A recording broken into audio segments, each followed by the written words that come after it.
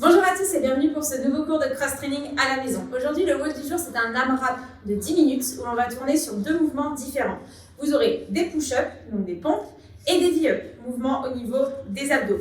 On commencera par une répétition de push-up et 2 répétitions de V-up.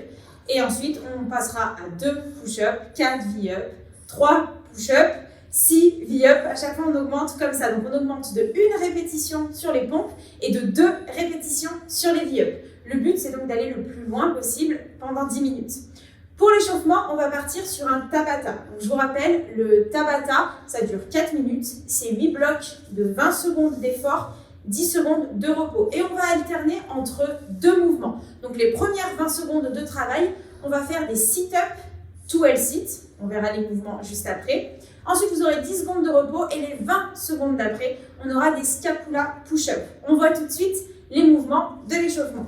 Pour l'échauffement, donc le Tabata, on va lancer le Tabata et le premier exercice que vous allez faire pendant les 20 premières secondes, ce sont donc des sit-up to L-sit. D'habitude, les sit-up, on les fait les pieds en papillon ici. Là, on va venir se positionner jambes tendues, même travail, on va basculer à l'arrière. Et quand je vais revenir, je vais me mettre les mains au niveau des genoux et décoller les jambes. Ça fait une répétition. Donc, je vais vers l'arrière. Je positionne tout de suite mes mains, je décolle les jambes. Je décolle les jambes une seule fois, pas besoin de rester en gainage. Si vous avez du mal à décoller les jambes en ayant les mains au niveau des genoux, on fait le même travail, simplement j'ai positionné les mains au niveau des fesses et décoller les jambes. Et ensuite, je repars à l'arrière tout simplement. Les premières 20 secondes de travail, vous aurez donc le maximum de répétitions en sit-up to L-sit. 10 secondes de repos et on enchaîne sur des scapula push-up. Pour les scapula push-up, je vais venir me positionner en position de gainage.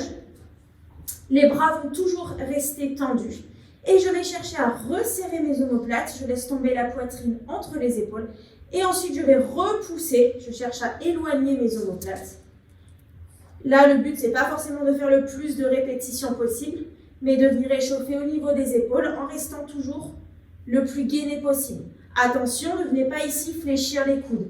Les bras sont tendus, c'est simplement je laisse tomber la poitrine ici, entre les épaules, et je repousse comme si je voulais arrondir le haut du dos.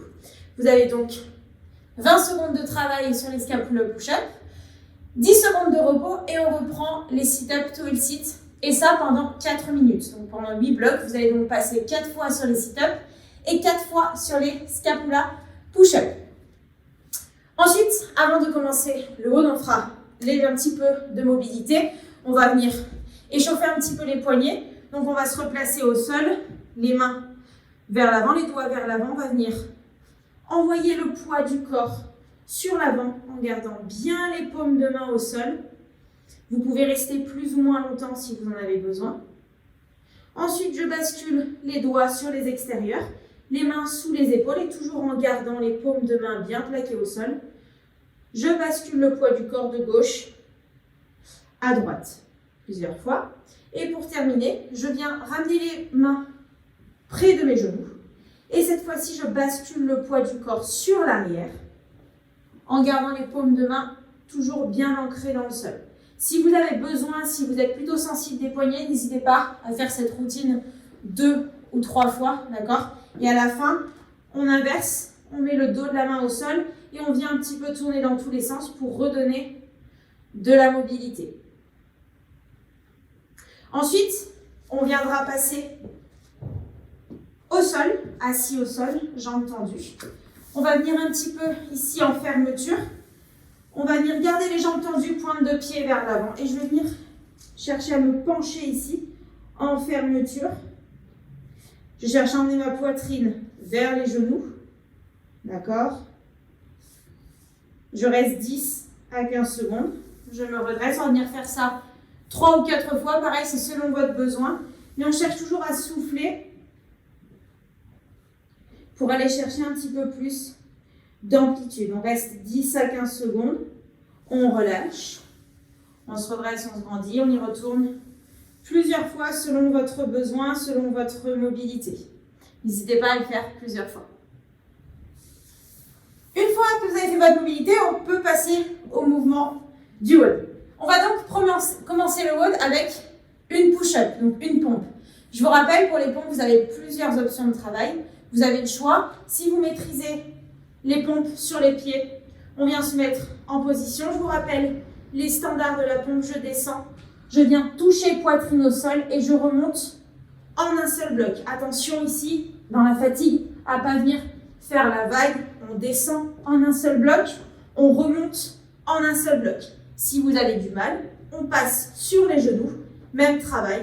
Je descends en un seul bloc, je remonte en un seul bloc. Pareil, pas de vague ici, on évite de se laisser tomber et de venir faire la vague ici. Si vous êtes un petit peu en difficulté, on n'hésite pas à prendre une surface un petit peu plus haute, que ce soit juste un step ou la hauteur d'un canapé pour réduire un petit peu l'amplitude. On vient se mettre en appui, soit sur le canapé un peu plus haut, soit sur le step. Et je viens réduire l'amplitude de travail, contact poitrine sur le step, et je repousse.